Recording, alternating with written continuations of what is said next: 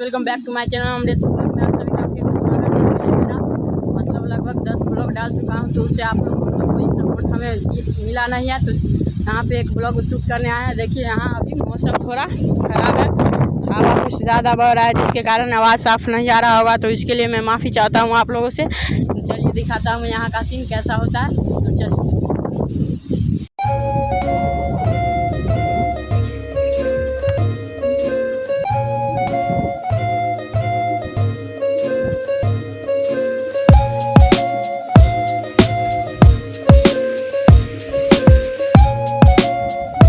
गांव का सीन अभी ज़्यादा हवा बढ़ रहा है, इसके लिए आप लोग को आवाज़ नहीं आ रहा होगा, तो इसलिए जब भी जोर से बोलना पड़ रहा है। तो आप लोग तो हमारे गांव का रिव्यू देख लीजिए। तो यहाँ पर बारिश होने का डर है, मतलब हम घर से थोड़ा दूर आ चुके हैं, इसलिए बारिश होने का डर है। तो अभी हम लोग घर जाएंगे तत्काल। तो चलिए फिर मिलते हैं नेक्स्ट ब्लॉग में। ऐसे ही ब्लॉग देखने के लिए हमारे चैनल को कर लीजिएगा सब्सक्राइब। चलिए फिर मिलते हैं नेक्स्ट ब्लॉग में, तब तक के लिए बाय।